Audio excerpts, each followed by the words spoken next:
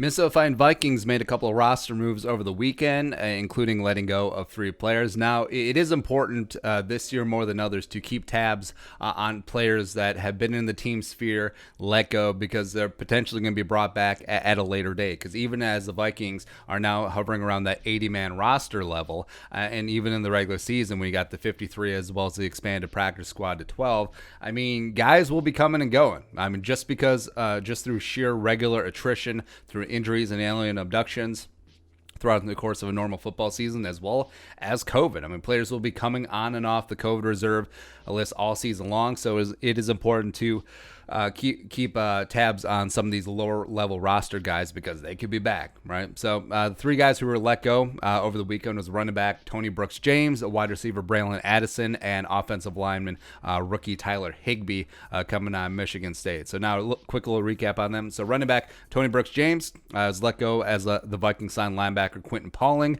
to help replace potentially Ben Gedeon, who's on the PUP, as well as Cameron Smith, who went on IR, requiring open heart surgery. Again, thoughts and prayers. Big ups, Cameron Smith. But Tony Brooks-James, 5'9", a buck 90, 25 years old, UDFA running back 2019 out of Oregon. And he was this nice change of pace, scat back, so to say, for the Ducks. Ran for 1,863 total yards over 4 seasons, 6.6 yards per carry, as well as a decent 23.8 yards per kick return, 21 total touchdowns. Had a cup of coffee with the Falcons, Bucks, Steelers last year. Ended up getting some regular season action with the Steelers after James Conner went down with injury. 8 carries, 7 yards, 29.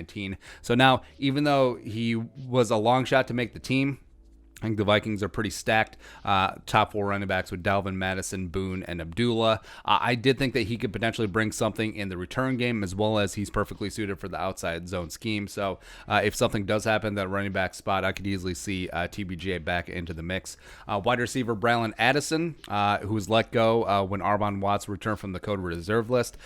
He is the 2016 UDFA coming out of Oregon, 5'9", a buck 97. Now, initially, he was on the Broncos throughout training camp in 2016 when both of the Kubiaks were there.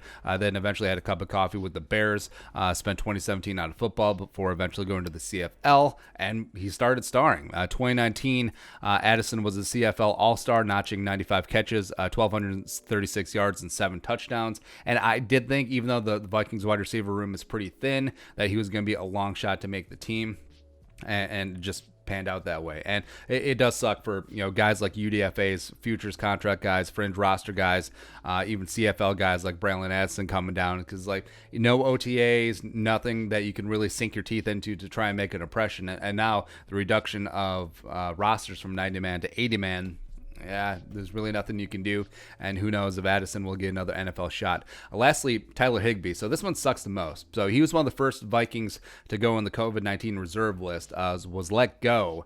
No word if he was actually cleared from the COVID list or if the release has anything to do with coronavirus, but 6'5", 300. Did have 30 career starts at Michigan State, both at left guard and left tackle. Missed a number of games in 2019 due to injury, but in 2019 he was voted Sparty's Upfront Award winner as their best offensive lineman. So I actually did have a little bit of hope with him. Coming in as a UDFA offensive lineman, maybe he could make an impression. Maybe he could make the practice squad. Maybe develop into something else, because he was pretty damn solid. But like we said, it's not the year to be a UDFA or a CFL or a fringe roster guy, and all 3 of these guys were that. But remember the names. I think that there's a possibility that this year, through sheer attrition, that they could be back in the Viking sphere sooner rather than later. Same thing with like Davion Davis, the UDFA last year out of Sam Houston State, who was let go when they were supposedly bringing in PJ Hall, and then PJ Hall didn't work out, and they're like, yeah, that whole thing. So again, Vikings make 3 roster cuts, but also remember the names. Who knows? Your thoughts, cuts, let us know in the comment section below. Subscribe for daily Vikings takes. Want to support that work? Pull us up in the Venmo. But until next time, Skull, production value.